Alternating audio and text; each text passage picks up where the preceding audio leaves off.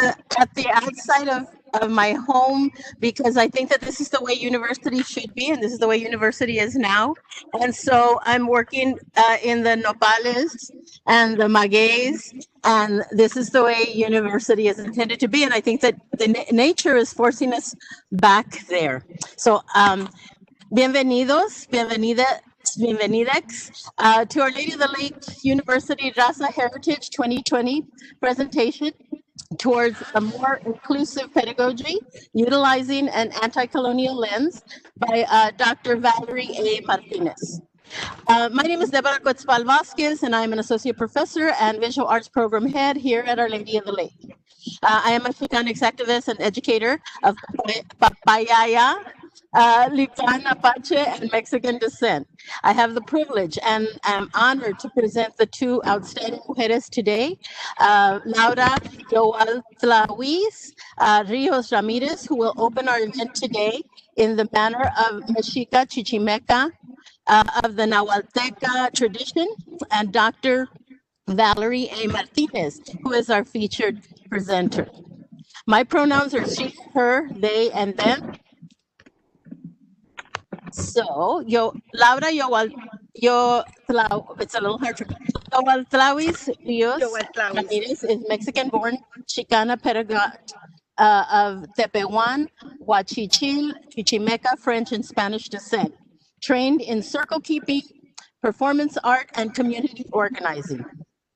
She is initiated in the Cihuatlatoqui leader and spokesperson of Calpuli Ayolopaxin, a transnational intertribal group of families working to preserve and share Anahuac teachings through Aztec dance, traditional healing, and ceremony. She's a veteran B-girl, hip-hop dancer, wife, and most importantly, a mother with a passion for healing intergenerational and colonial trauma through family, community, and the arts. Laura has a Master of Science in Organizational Leadership, and her pronouns are also she, her, they, and them. Laura? Professor Kamati, thank you so much for that introduction, Deborah, and for your mentorship and friendship over the years. I'm happy to be here. I want to start off today, before I open the directions, with sharing a digital land remembrance tribute that I've been working on to digitally, kind of bring together the various indigenous people of this community that I'm very blessed to be a part of as a descendant of migratory people. My land ties are not from this region, right? I'm not from San Antonio, which is, the occupied territories of the Ixtocna, Carrizo Comecrudo tribe, the Huasteca people. So I also want to just acknowledge that we are on Sumisec territory, which is the vast lands of what is commonly Texas, and specifically here in Yanaguana. So I want to share with you a short video. It should pop up here. Can you hear the sound?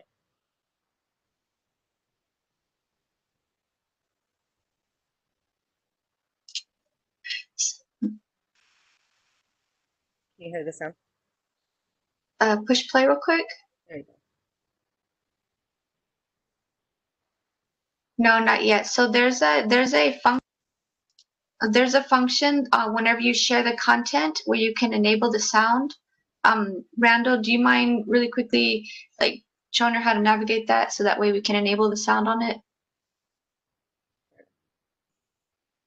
Yes, if you would click, when you click share at the very top on the left-hand side, there's a box and you click the drop down. It'll change it from text and images to video and motion. And then make sure that little blue checkbox is selected. It'll let you share the sound. On the top box, does it say more?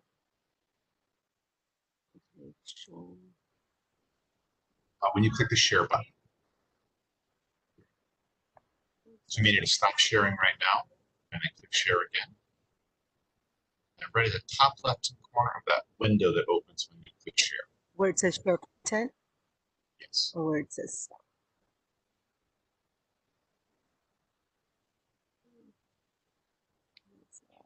There's a little drop down box that says text and images. You want to change it to motion and video. I don't see that on here.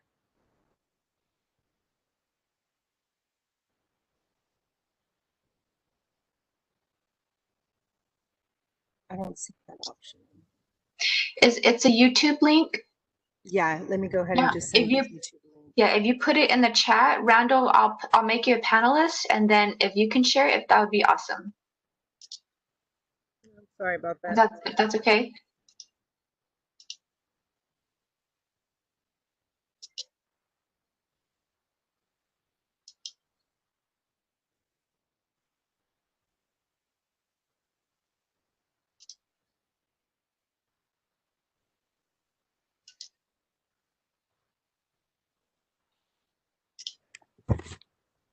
Did you get it, Randall? I haven't seen it yet. Here it Okay. is. Yeah, if you just stick it in the chat, yeah, awesome. And then Randall, if you can grab that and then share it, that'd be great. Oh, here it is. Let's see. So I'm gonna send it to Randall. Let's see.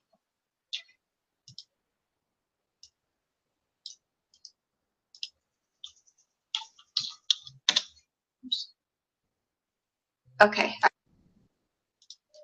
Okay, I sent it to Randall so that way he can share it.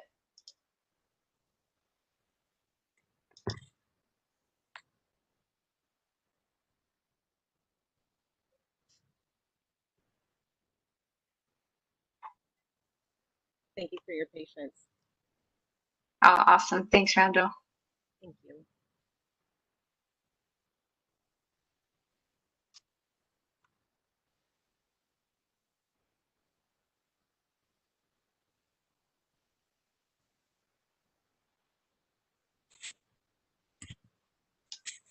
Oh, no sound.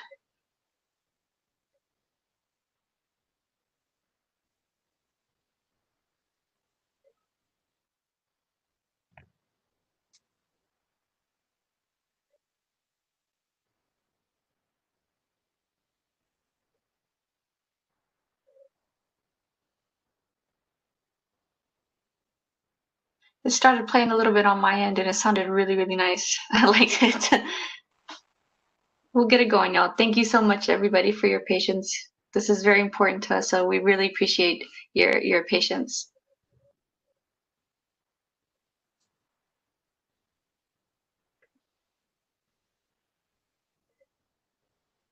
And if we could just expand the screen so that's the video showing. Yeah, it's not working again.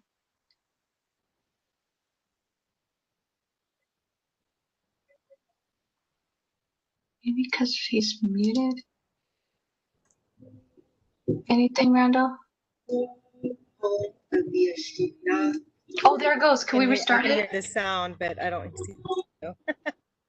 Oh no, I can see the video.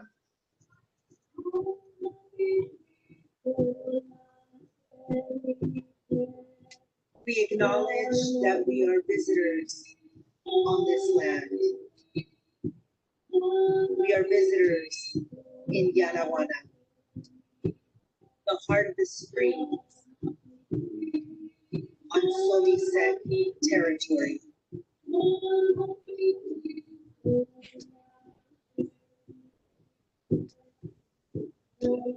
Home of the Ashtukna people.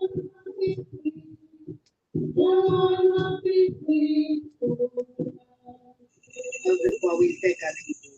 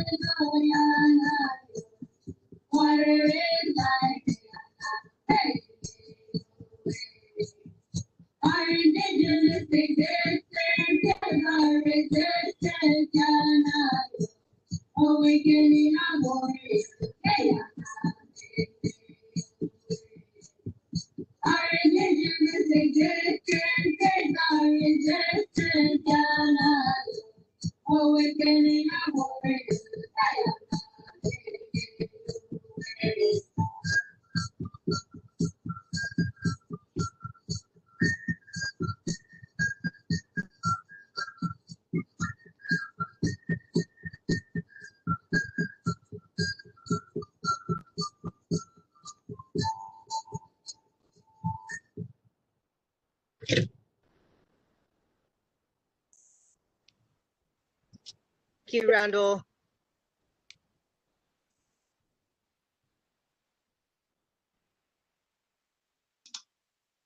Okay, I'm changing you back to presenter, Laura. Okay, you're presenter now.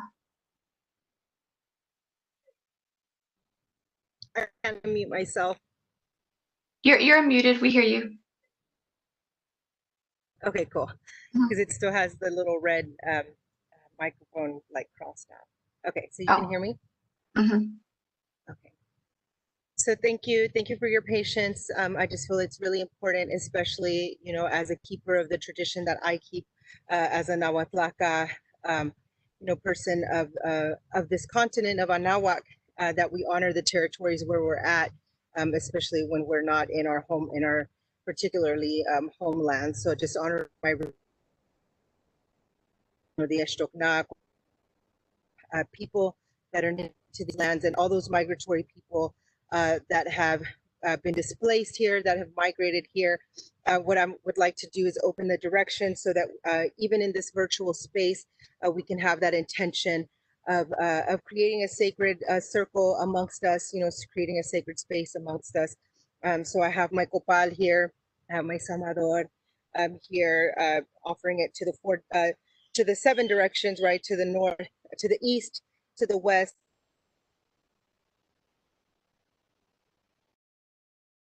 And then to each other, right? The 7th direction is the direction that we all share and you know, coexist in. So with that intention, I will have this copal here in front of us, and I will blow the tecopoli to the directions.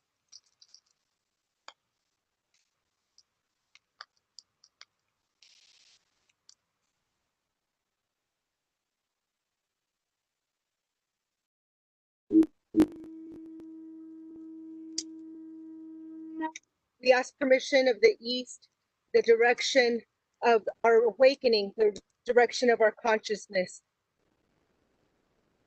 Ocoyani, Mitzpancinco, in Huecali, Quetzalcoa, in Tlahuizlampa, in Tlacopa, Ometeo.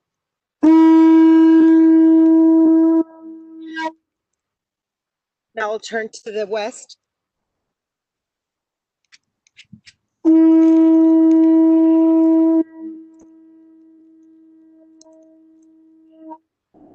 We ask permission of the west direction, Tihuatlam, the direction of those who have died giving birth. Mitzpancinco, Moyocoyani, Teocoyani, Mitzpancinco, Inehecat Naucampa, Mitzpancinco, Iwanxipetotec, Mitzpancinco, Cihuatlampa. O Meteo. Mateo. And so now we turn to the north.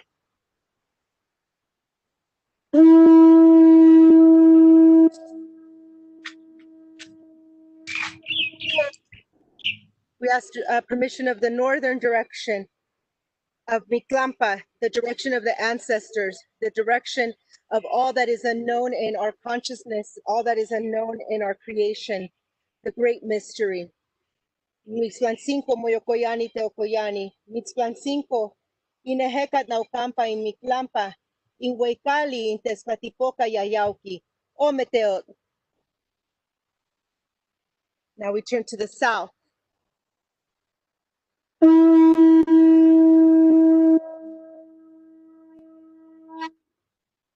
We ask permission of the southern direction, the direction of our young warriors, of the youth, the direction of our willpower, that which gives us life in our hearts. Mispancinco moyokoyani teokoyani, Mispancinco enehekat naukampa, Mispancinco in Huitzlampa, in Huaycali, Huitzilopochtli, O Meteo. And now we turn to the heavens, to the sky, to ask permission of the universe and all that exists.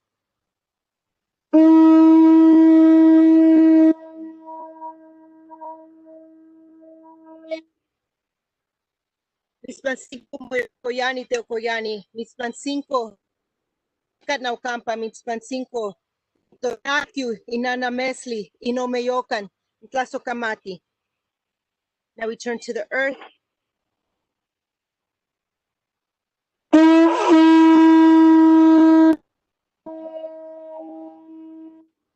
Mispancinco moyokoyani teokoyani, Mispancinco intonantzin tlalikuatlicue, inchalchivitlicue, intotecutli intonakatsiwat.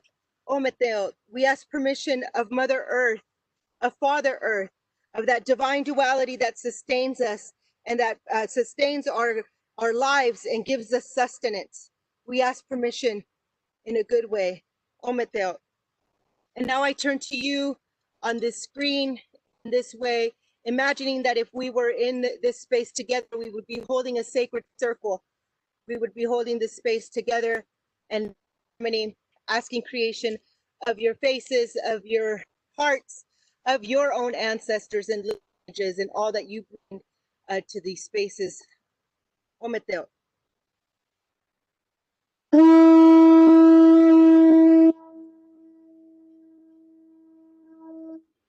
Mispancinco moyokoyani koyani, Mispancinco inishli in yolotzin, Tlasokamati Kutli, Tlasokamati in Yausiwame, Tlasokamati in Tlakame, in Tlasokamate in Yautlaka. O Meteo. Thank you. So our space is open, and I would just like to request that before we close, that we have an opportunity to close this space as well.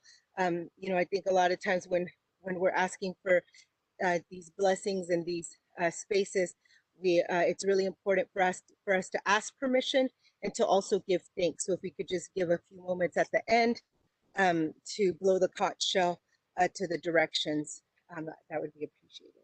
Omete. Thank you, Laura. That was absolutely beautiful. And yes, of course, we will definitely close the ceremony. Thank you. Okay, thank you. Am I back on? Yes, can you hear me?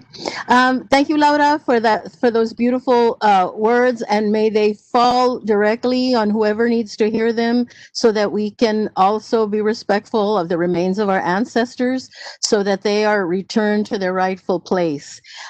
We ask Our Lady of the Lake to do this, of course. So let me. I also get to introduce Dr. Valerie Martínez, who is one of my amazing homies, and so I feel very privileged to do so. Dr. Valerie Martinez specializes in 20th century Mexican American history, U.S. military and labor history, and women and gender studies. Her current project, Embajadoras, Latina Service Women and Hemispheric Politics During World War II, reconceptualizes traditional notions of diplomacy and international actors by investigating how the recruitment and the service of Latina women in the San Benito Squadron during World War II embodied the Pan American ideal of an imagined hemispheric system of unity and reciprocity in the Americas. Her transnational research in both Mexico and in the U.S. has been funded by OLU's Center for Mexican American Studies, UT Austin's History Department, the Center for Mexican American Studies, let me see what else? The Mexican Center of Teresa Long Institute for Latin American Studies, the American Association of Women Austin Chapter, the Franklin D. Roosevelt Presidential Museum and Library, George C. Marshall Foundation, the Texas State Historical Commission, and the National Association for Chicana and Chicano Studies, and the Charles Redd Center for Western Studies at Brigham Young University. She is also the co-recipient of the National Endowment for the Humanities grant to create Oral History Project dedicated to women veterans.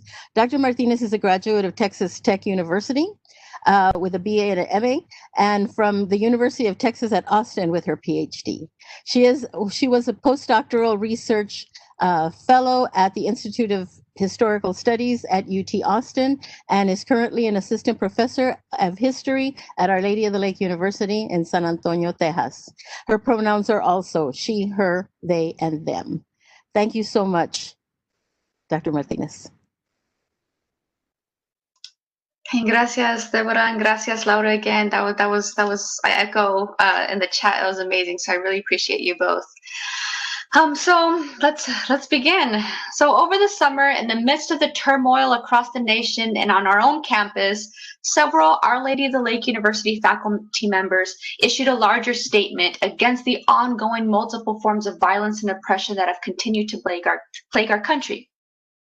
The author stated, in solidarity with our students, that, quote, "We, the faculty of Our Lady of the Lake University, who serve you as professors, teachers, advisors, mentors, we stand with you against all harmful forces, including sexual assault and harassment, racism, sexism, colorism, prejudice, xenophobia, heterosexism, colonialism, ableism, ageism, cisgenderism, classism, religious oppression, and violence." Statements proliferate across the country and are important symbolic and visual representations of solidarity, but we also vowed in our statement to create an actionable plan to provide teeth, if you will, to our denouncements. So thus, as part of the larger faculty action group, as we called ourselves, we decided what critical areas needed to be addressed among several others. We formed the Curriculum, Pedagogy, and Admissions group. So 4 individuals chose to participate in the CPA group, is what we call, including myself, Dr. Paul Sela. He is Assistant Professor of Spanish and Director of the Spanish-English Biliterate Certificate Program. Professor Stephanie Becerril. She's a bilingual speech-language pathologist and director of the CLD Bilingual Certificate Graduate Program in the Woolfolk School of Communication Sciences and Disorders.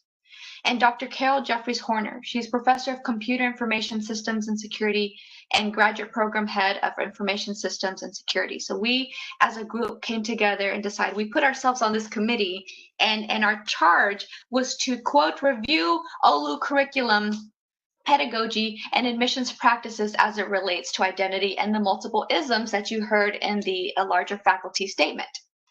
So my individual job out of the group was to create a critical pedagogy series aimed to assist faculty, staff, and others with providing a more inclusive and anti-colonial lens in their pedagogy.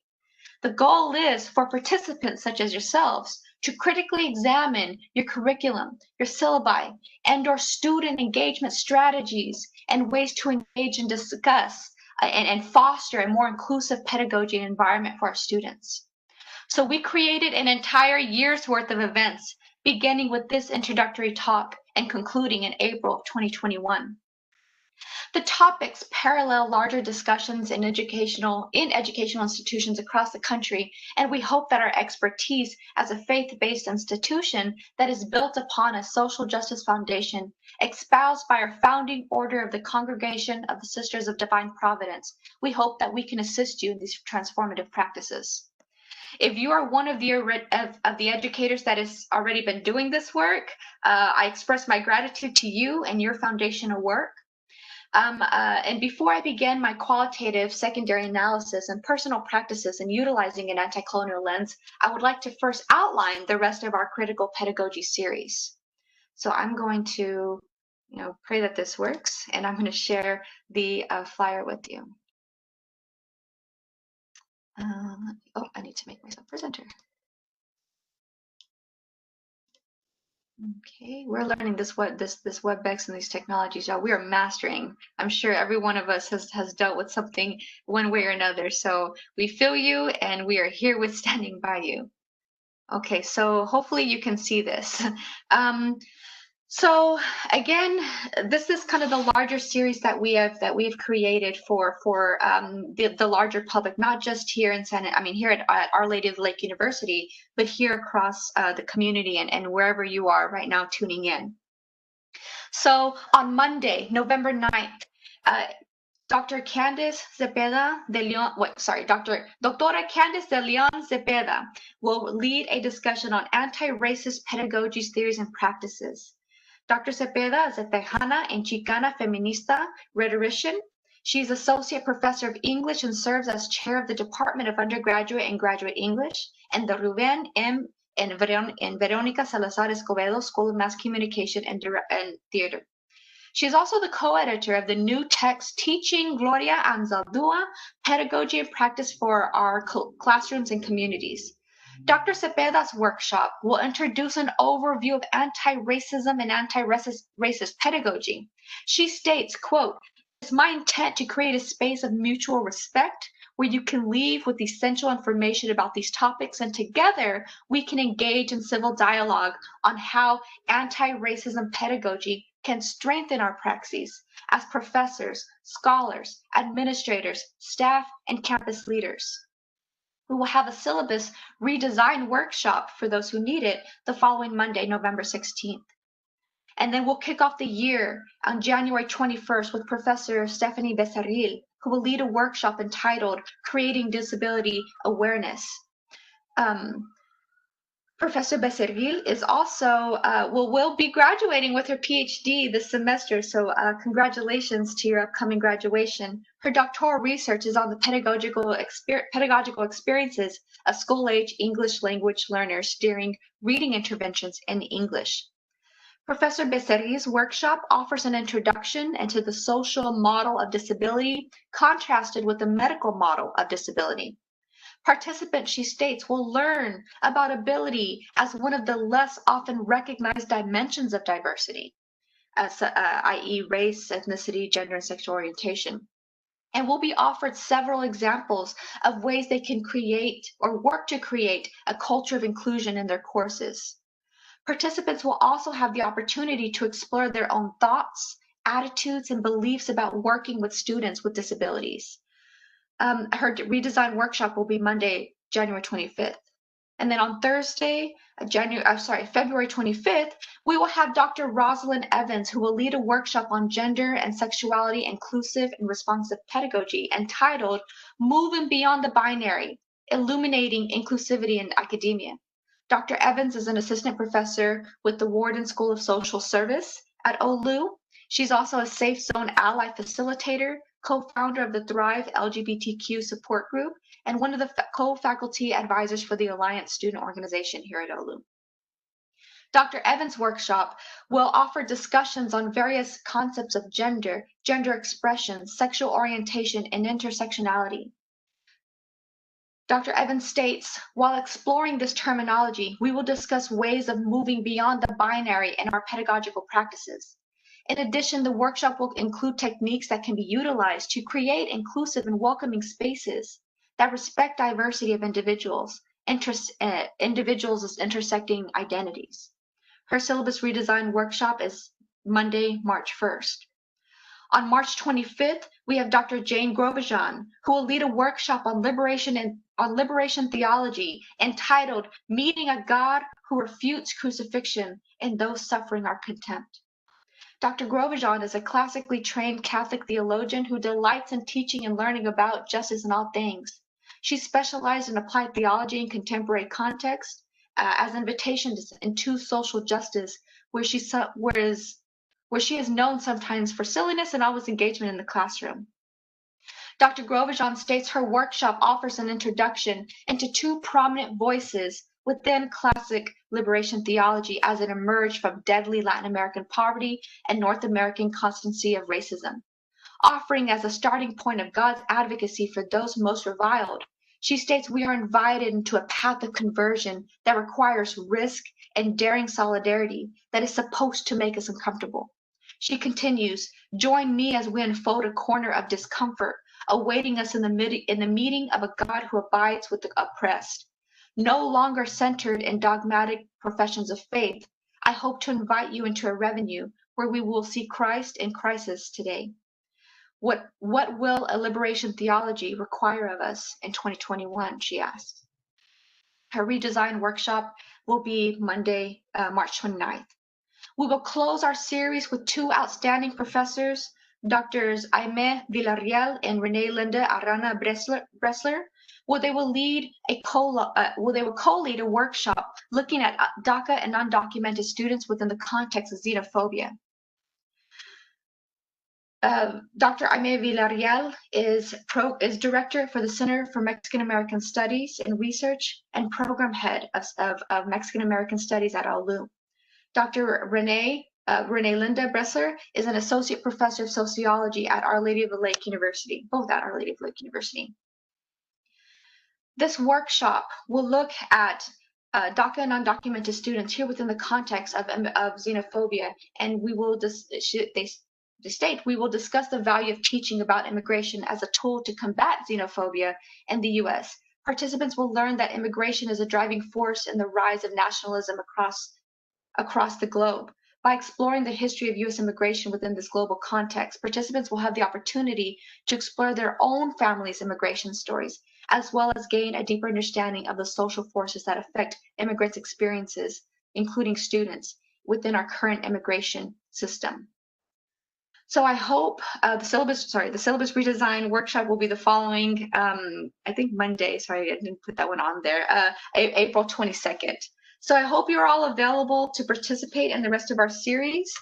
So let's begin. I'm gonna stop sharing that so that way I can look at you. So I have a PowerPoint for sure, but it's minimal, like 2 slides. Okay, I'm wanting to partake in this dialogue, this conversation with you, and the spirit of storytelling and the spirit of our storytelling traditions that we rely upon within our families. So if you give me this time to, I guess, speak to you personally, as we would in a larger setting. So first, what is colonization? What does it mean to use an anti-colonial lens? How does it differ from decolonization practices? These are questions that were very much driving my research as I immersed myself into this literature. Now, I am indebted to Indigenous and Chicana feminist scholars who have paved the way for those of us wanting to understand and put into practice culturally relevant pedagogies and theory and within these decolonial praxis. Indigenous scholars such as Amy Lone Tree from the Ho-Chunk Nation of Wisconsin, Dr. Katrina Phillips from the Red Cliff Band of Lake Superior, and then Dakota scholar Dr. Kate Bean, citizen of the Flandres Sante Sioux Oyate, Vine Deloria Jr., Lakota Sioux, to name a few, right? And Mexican indigenous scholars, including Dr. Gabriela Spears Rico, Dolores Calderon, as well as multiple Chicana feminista scholars, including the late great Dr. Gloria Anzaldúa, and then others such as Cherie Moraga, Sheila Sandoval, Emma Perez, Antonia Castañeda, Ángela Valenzuela, Norma Cantú, Candice de León Cepeda, Liliana Saldaña, and so many others have taught and brought us to this new conocimiento, right? And we join them in their fights for epistemic justice, as Dr. Liliana Saldaña proclaims. Epistemic justice can be seen as both a methodology, a movement, an analytical framework to view the current efforts to include Mexican American, African American, and Native American studies in K-12 education. As educators, we must continue to fight against the settler colonial paradigm that's focused on the nation state, that is very much present in textbooks, in our own syllabi, in our assignments, in our lectures, and within the larger educational systems that we work in daily.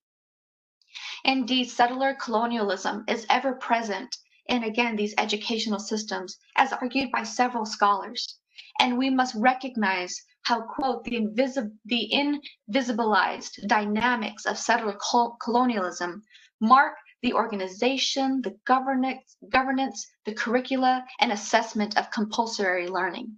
Indeed, we must recognize how settler, quote, perspectives and worldviews get to count as knowledge and research, and how these perspectives are repackaged as data and findings, and they are activated in order to rationalize and maintain unfair social structures, end quote. So how then do we define these items? There are several great definitions and explanations for how instructors can disrupt their syllabi and challenge colonialism, but again, what does this mean? First off, let's define colonialism. As Indigenous scholar, Dr. Eve Tuck and Dr. Wayne Yang proclaimed in their phenomenal and path-breaking and a must-read 2012 article, decolonization is not a metaphor. Decolonization is not a metaphor. They proclaim that we can define colonialism in three ways: external, internal, and through that settler colonialism model that I just spoke about. So while we've defined settler colonialism, the other two warrant definitions. External, they explain, denotes the, quote, expropriation of fragments of indigenous worlds, animals, plants, human beings, and extracting them in order to transport them to building the wealth, the privilege, or feed the appetites of their colonizers, end quote. Internal colonialism is the bio and geopolitical management of all entities, including people, land, as well as the natural and produced resources within the borders of a nation state. And they can take the forms of institutions such as prisons, schools, or actions such as policing or segregation, both in subtle and overt forms. So it is important to note that also at the heart of settler colonialism, y'all, is land. Okay, this is very crucial to understanding and using an anti-colonial lens. It is land. Land is wealth. Okay, and you can probably recall several moments from your history lessons, I hope, where notions of freedom and liberty are equated to land and access to land, right? So Indigenous scholar Patrick Wolf states that settler colonialism and the connection to the forcible removal of Indigenous communities from their native homelands is, quote, it's a structure. It is not an event. It is a structure, end quote. So we must always keep in mind that colonialism is historically specific, okay? And it varies spatially and temporally. Indeed, in North America, we see how settler sovereignty imposes, quote, sexuality, legality, raciality, language, religion, and property in very specific ways. So it is up to us to decipher and account for these variations. We also need to account for the multiple subjectivities, including our own, that are at play. Now, in addition, we must also recognize the shapers of knowledge, right? We need to look at the shapers of knowledge production, the systems of knowledge, right? And have the facultad, right, as Gloria Anzaldúa reminds us, to recognize it when it happens. So there are several discussions in pedagogy that we look at decolonization, we look at practices of disruption, we look at utilizing an anti-colonial lens, but how do we recognize it, right? How do we recognize colonialism in the world around us? Now, according to Dr. Marisa Munoz, from UTSA College of Education and Human Development, she states that colonization is present in our daily lives. It's in our classrooms, it's within our curriculum, and again, in sometimes these subtle but overt ways once you recognize. This includes within our periodization schemes that we use. She also includes, quote, timelines, perspectives, blind patriotism, omissions, avoiding race and racism, responsibility, blame dichotomies, and the framing of the outcomes, end quote. And their ethnic studies of Texas workshop this past summer, which was amazing. I hope you were able to tune in. Dr. Munoz and Dr. Alexa Prophet, her co-presenter, intentionally chose to use an anti-colonial framework for their presentations as opposed to a decolonial framework. Indeed, we need to really define what these mean. Now, both are practiced and both are valuable, and other scholars have also utilized a disruptive model as well. So Dr. Cepeda, in using a disruptive model, states, quote, I encourage students to think about the ways that they can disrupt the system by means of their praxis and course design. I intentionally disrupt traditional notions of canonical Eurocentric literature, for instance, by adopting literature that has been excluded from the canon, with assignments that draw attention to one's linguistic, cultural, ethnic, political, sexual identities and communities, with conversations and dialogue that provide alternative ways of being, thinking, and acting, end quote. So whatever framework you use, we must be intentional. Indeed, Tuck and Yang again state that decolonization, okay, in that settler colonial context must involve, and this is key, folks, okay, it must involve the repatriation of land, simultaneous to the recognition of how land and relations to land have always already been differently understood and enacted. They state this, that is, all of land and not just symbolically, end quote. Now, while this may seem unsettling to some of us, and we're going to go over in a little bit about why these proclamations of land repatriation may arouse strong feelings, if we do not involve ourselves in these decolonial goals of land repatriation, then we risk placing ourselves within that settler colonial paradigm and furthering those goals. So we have to be very intentional about what framework we are using. We have to be wary of becoming complicit and actually ensuring the future of settler colonialism by participating in its actions. So this is definitely a must read. I cannot, emphasize this more, which, and I have a resource list that I'm going to provide for all LU faculty. We'll put this in our SharePoint, but for anyone else who would like this, I'm happy to share. Just email me. And I'll put my email here in the chat. So the majority, I do have to recognize that the majority of these resources, I put together a couple of my own, but the majority, again, on anti-colonialism was actually compiled by Dr. Alexa Prophet, and they were utilized to complete her dissertation entitled Challenging Colonialism in Middle School Teacher Preparation. She just recently earned her PhD from the Department of Interdisciplinary Learning and Teaching at UTSA, so congratulations again.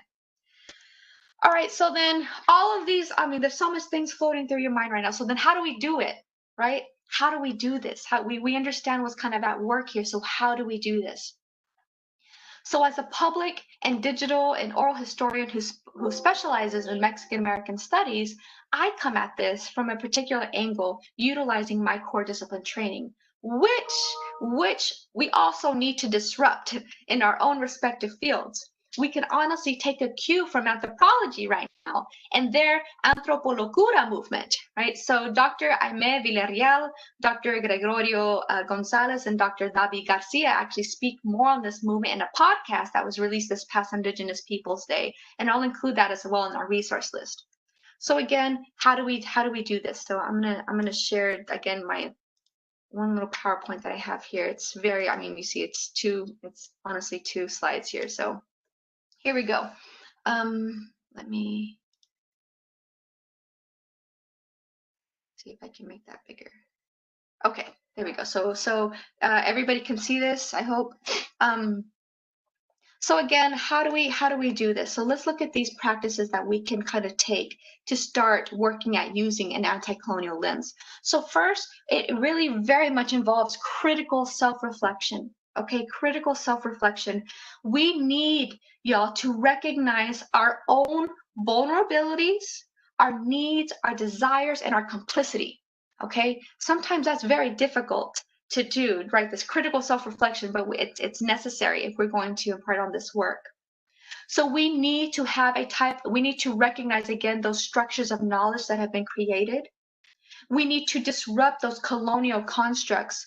We need to do and recognize colonial blind discourses.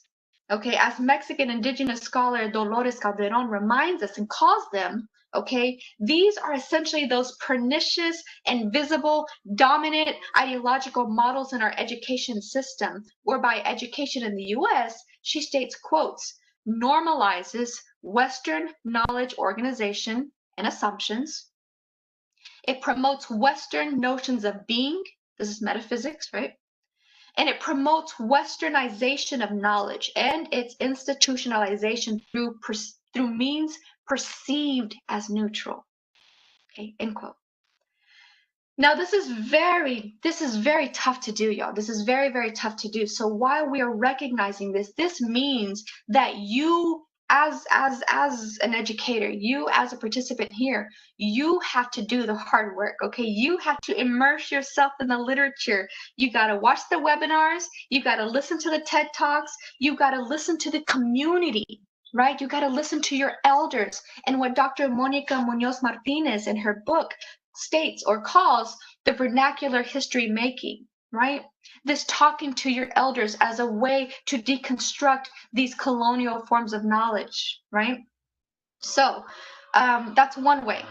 Another way is through what we call in public history sharing authority. Okay, now this is most definitely. I mean, here in the 90s, Michael Fish comes out with this in oral history as a way to have oral history as a collaborative process, right? Oral history is a collaboration between you as an interviewer and then the person as a narrator. You two are shaping this narrator or this narrative, excuse me. So here you are sharing authority. You have shared authority. So we can actually do that in our classroom. Now, some of you may know that as like the flipped classroom, right? Andrew Delbanco in his book College, What It Was, What It Is, and Should Be, that we actually worked through in my honors class, he calls it lateral learning, where it gives students a chance to learn from their peers. Okay, so we are all participating again in this construction of new knowledges while taking again into account the multiple subjectivities that are at play. Now, another one is looking at your own curriculum development, okay? Looking at your assignments, looking at writing prompts, how you're grading, how you're constructing timelines, the narratives that you use, the sources that you use, all of these things, again, y'all, this is, again, critical self-reflection, right? We need to make sure that we are not reproducing, right, this and reproducing these ideas and reproducing that settler colonial nation state, right? So here you have to again take off these work through a different lens. Okay, we have to work through a different lens. Now Amy Lone Tree and her work on decolonizing museums actually provides fantastic examples of how we can do this again for public historians, right? Of how we can invite community scholars, how we can take off this authority that we have because of these titles that we have by our name and have a more participatory and collaborative effort in producing this material, this new knowledge. And the humanities, we must also complete a textual analysis now within our documents, whatever we're choosing. And we have to use an anti-colonial lens whereby we are able to view how, quote, normative forms of American identity and geographically bounded ideas of community are present, okay? this all, it takes, I mean, it's self-evaluation of your material. But I must warn you that it is not, and you're going to read this, you know, in the resources that I have on using an anti-colonial lens and other resources that say decolonizing your syllabus, you're going to be forewarned to not just take indigenous scholars and place them in your syllabus, not just take Black scholars, not just take, I mean, you're not taking these scholars or these assignments or these people out of their context and just putting them in, because that's also not going to work, right? That's going to take you going back to this first step here and immersing yourself in the literature to learn how to integrate, right? You cannot take these out of their context and then expect it to work, okay? And then again, this is just continued reevaluation of your material, continued action on your part on immersing yourself in the most recent literature to make sure we are not reproducing these colonial frameworks in the classroom. But to do those, okay, to do all these things, again, those reflective kind of exercises, it's going to take critical practices, okay? It's going to take critical practices. So we need to do a couple of things here, right? We need to, for one, be able and willing to confront the hard truths of colonialism. So yes, I mean discussing the brutalities and the long-term effects that are still present, right, of colonial practices. But if you do that, you need to pair that with survivance. Okay, Dr. Katrina Phillips very much looks at these different connections, and to other different, various indigenous scholars look at this connection where, yes, in order to not reify this victimized model, you need to confront these colonial past and the truths, but couple that with survival, right? Resilience, this what's called survivance. Okay. Now, Amy Lone Tree discusses this very well and thoroughly, again, in that book, Decolonizing Museums, and how we're going to present this publicly, but we can also do this in the classroom by pairing these together. Now, Dr. Monica Munoz Martínez in her book, again, also states that images are powerful. Again, we can confront these hard truths, but we also need to be careful not to reinflict violence on these images, on these bodies. We're trying not to re-traumatize these individuals or these places, right? So in their exhibit at the Bullock, the Refusing to Forget project keeps the focus on the perpetuators of violence, right? As opposed to those harmed bodies. And if images of violence do show the actual individuals, then they name them. They state, as others do, that regaining their human dignity by saying their name. We've heard this. We've seen these hashtags, say her name, say his name, right? So we see that you are able to regain dignity through renaming of these individuals. Now, Tuck and Yang also provide several hard truths in the explanation of what they term settler moves to innocence. Okay, settler moves to innocence. Again, this is us trying to confront these hard truths, whereby we, I say we because I am also complicit in this, whereby we as settler colonizers, as non-natives, we too are attempting to, quote, reconcile settler guilt and complicity and rescue settler futurity. Okay, like the future of settlerism or settler colonialism, end quote. So in efforts to avoid discussions of land repatriation and efforts to avoid our own guilt and complicity, we as settlers, right, as settler colonizers, have constructed what can only be seen as defensive strategies to free ourselves from any connection to this violent past. Again, I'm telling you, confronting hard truths.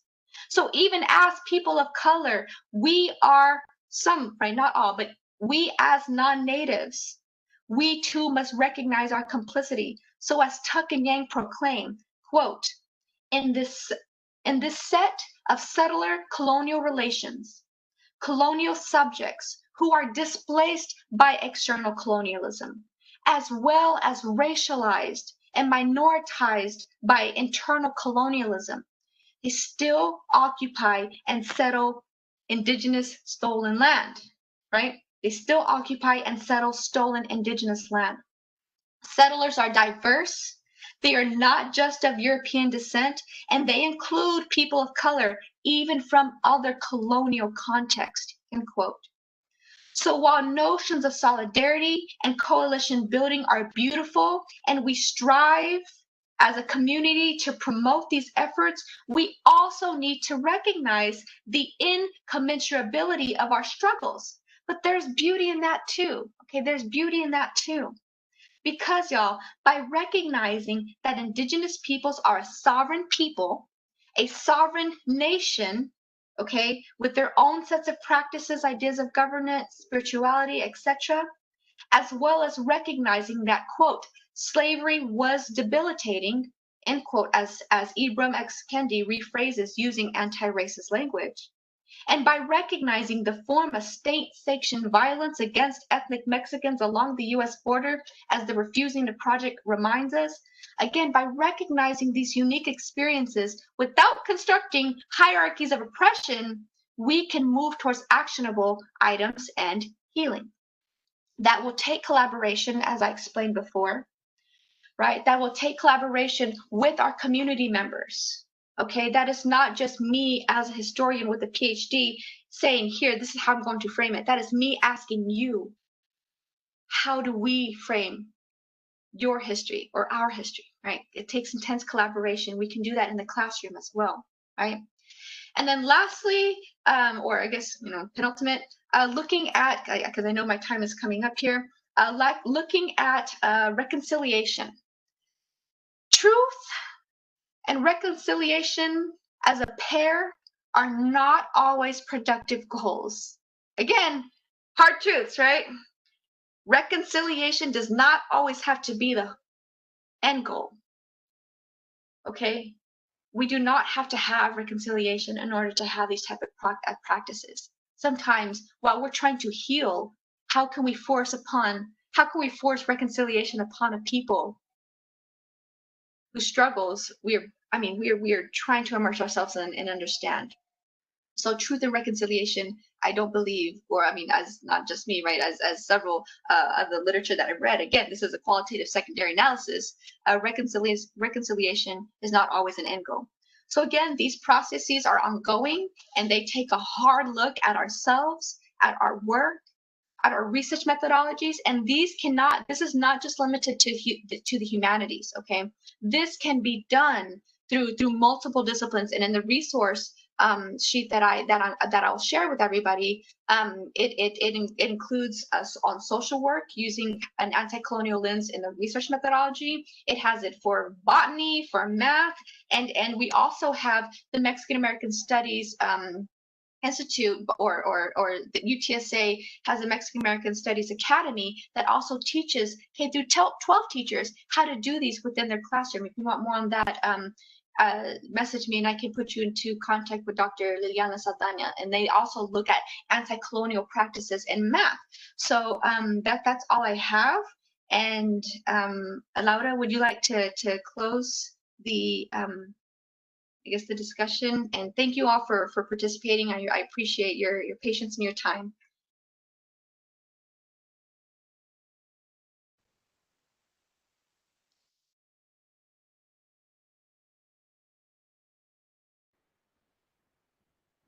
Can she unmute herself? Oh, thank you. There we go. Are you there? Okay, thank you. Thank you, Dr. Martinez. That was a really great, and on point presentation. I feel like I've definitely experienced gaslighting as an Indigenous person in academia and Russian. So it was a little bit triggering at times, but that's what it takes, is being comfortable with that. So I'm glad that we opened up this space in a sacred way. And thank you, each and every one of you, for inviting me on, and really embodying what that practice looks like, right? When you're bringing in community and practitioners and scholars, right? Because I'm also of myself from the organizational leadership program. So, I think that, not only did you put together a great presentation, but you also embodied, and Deborah, you brought in that, what it looks like, to work with community, to build power with, and not over, to perpetuate that settler colonial, work within the academia. So blessings to each and every one of you. I'll offer some kopal to each of you to continue doing that work in the spaces that you occupy, to continue making that space amongst your faculty, right? Because that also looks like hiring Indigenous people, Black people to do this work, not just taking it on. So making that space for this work to be done in a good way. So Ometel, I'll bring the smoke to each and every one of y'all, and I'll close the directions with the shell. Give thanks to the guides in your lives, to the guides of this land, the caretakers of this land, both spiritual and physical, to our relatives. Ometel.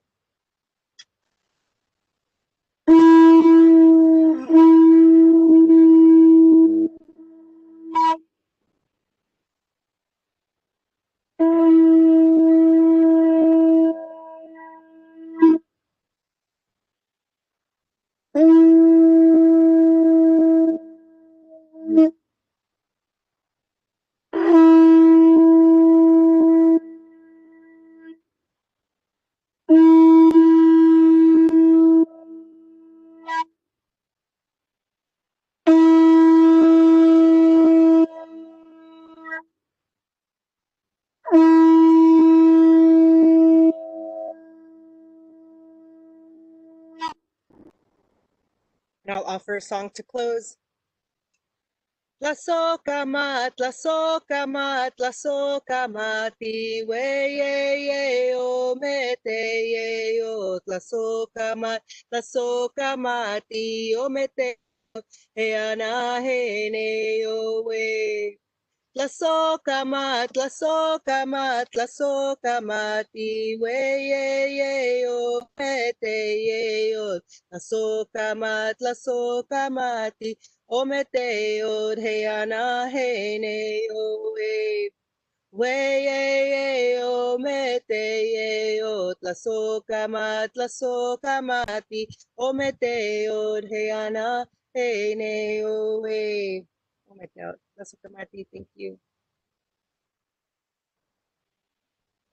Thank you so much. And I'm so sorry I didn't leave enough time for questions. Thank you, In my head, this is only going to be like, 20 minutes. And then, I'm sorry, everybody. So, I think we might have some time for questions. I know everybody has class here coming up soon, but we can take a couple. I see, I don't think I haven't gone through all of the questions here, but I do see a lot of different comments. And there's a comment that has we emphasize clarifying in essays to say enslaved women and men versus men and women slaves. That's yes, Lindsay, you're exactly right. Because as I learned from Dr. Dinah Berry at UT, if you use the enslaved, it speaks to their condition, not to their person, right? It speaks and this is definitely you're doing great work there. But yes, it's very important that we speak to the condition, not to that person. Let's see. So lots of great comments. I thank you all for your support. So Andres asked, can you provide an example of colonial pedagogical or examples of colonial? Or can you provide an example of colonial pedagogical practices and the frameworks to consider them into colorblind practices? So like a specific example of how we can actually do that, I guess, in your classroom. So it's all about, I guess, even reframing. Reframing the language is very important. And I love there's a again, Dr. Katrina Phillips, she cites this really, really cool essay where she's looking at how we're doing this in our classes, and she gives an example, and I actually have the example pulled up. So if you will, I'm gonna read this just as a simple way of how even reframing the language is important. So when we're looking at timelines, for example, a normal timeline, like in an exhibit or something, it's stated, 1805, November 15th, Lewis and Clark arrive in Chinook territory on the north side of the Columbia. Okay, So her students, they revised it again using this anti-colonial framework, using a different lens, and they recentered, they decentered whiteness, right? They're decentering these positions, and they are recentering the indigenous experience. So now it read 1805, November 15th, 4 Chinook Indians paddled a canoe filled with Wapato route to meet members of the Lewis and Clark expedition who had entered Chinook territory on the north side of the Columbia for the first time. Expedition leader William Clark alerted the men that they did not have anything with which they could trade at the time. So you see, even through that little example, we recenter we recenter the indigenous people to the forefront. So that's, you know, one kind of example. I hope that's what you were asking. So I don't see any other questions, so I guess I can go ahead and end it. And I appreciate everybody's let's see. Oh man, here we go. Let me go back up here. Oh, what are some tips that we can follow to be self-critical? And that's it's a hard look, y'all, and I had to do this in my practices. I mean, just recently, right? The text that I was choosing, even for the semester, I'm having second thoughts on now after having immersed myself in this literature. But it's looking at even the text that I'm choosing, right? So I'm teaching a Spanish Borderlands class right now. And I mean, Spanish Borderlands, right? So that's all colonialism, colonial power.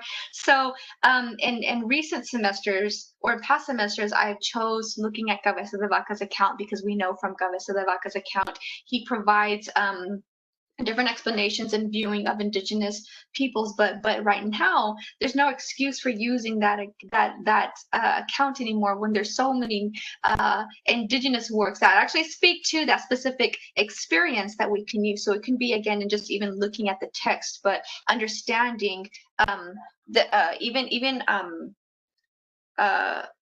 early text like Ramon Gutierrez's work, when oh man, I gotta remember, but it's a phenomenal text that I've man, it's been a long time since I've picked up that text, but it's just kind of making me rethink about my choices and how I am explaining the indigenous perspective.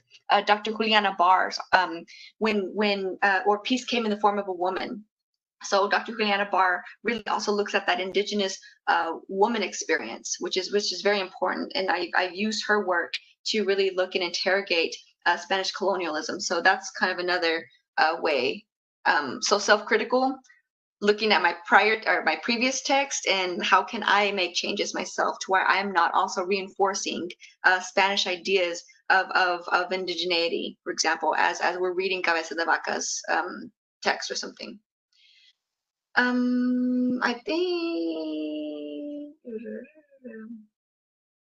here we go. So, okay. In history classes, how do indigenous people are overdetermined by history? In history classes, how do we make clear that yes. So in a most recent podcast, the question is, in history classes, how do we make clear that indigenous peoples are living communities that are still present? So in a recent podcast, again, by Dr. Katrina Phillips, who I really admire, she's working with the Minnesota Historical Society, and they're putting together these different series. So they'll come to the concluding one here in October. But on the one last month, she was speaking with indigenous scholars, Jean O'Brien, and Jean O'Brien made this statement of saying, in history textbooks past 1890, you don't see indigenous people. Like 1890, yeah, right, like that's the talk, that's the end of indigenous history. Whereas we know that these communities are still very present. They're still formulating their own basis of knowledge, and you can see that again through these museums. These tribal museums are amazing, and I'll kind of show my little book that I've been just completely in love with right now, again by Amy Lonetree. So we can see that these communities are still thriving, but we must recognize that as they continue to be resilient and have this notion of survivance, they are still very much affected by colonial practices, right? As we must recognize them again as sovereign people and sovereign nations, but that legacy of colonialism is still very present. And there's ways that they show this juxtaposition between, again, colonial oppression and resilience in their own tribal museums. So that's another way that we can do this, but we need it in the history books. We don't need it to end past 1890, as Dr. Dean O'Brien, again, Indigenous scholar, makes clear. So yeah, thank you for that question. Okay, y'all, so I know that's I'll kind of end it there. Thank you all for your participation again. I really appreciate oh yeah, here we go. So so instead of using pre-colonial, you would recommend referring to a specific subdivision period. Well, even so again, like at that moment, we also need to look at our periodization schemes, right? So we need to look at our periodization schematics. So for example, in a tribal museum, we look at time. If you look at time through a Western lens, it's very linear, right? So we look at time through this kind of linear chronological. Here you have a starting point and an end point. So these tribal elders and community, in formulating their own museum, they used the 7 prophecies approach as a way to organize time. So as a way, so we even have to shift how our periodization schemes are being implemented. Now again, it's not just putting these structures of knowledge and placing them here out of context. It's really understand. I mean, there's in some of the articles that I was reading, it said unless you are immersed in this community, unless you have practiced this for years and studied this, I mean, and also being here within these indigenous communities, we may not ever be able to master. And we're not, I mean, it says, like, it's okay, like you're not supposed to either, right? That me trying to master indigenous spirituality, that may not be achievable, right? That may not be achievable. And I'm very again, those hard truths, I'm telling y'all download this article, and it's gonna really lay out a lot of these hard truths to you that are difficult to go up. I'm thinking, I'm immersing myself here, I can do this, it's like, no, but it's okay. We have to also recognize those limitations. But Lindsay, as you were explaining, we really need to take a hard look at our periodization schemes and look at the timelines that we're even trying to impose, right? Okay, so yeah, okay, no, for real. Thank you all again. I really appreciate your participation. Yeah, and yeah, stay tuned for the rest of the workshop series. Please participate for the rest of the semester and year. I think we have a lot to contribute, and we're definitely going to try helping you with your as you're constructing your own as instructors or as educators, or just participants who want to immerse themselves in these new ways of and new modes, new modalities of thinking. So thank you. Stop recording. Okay.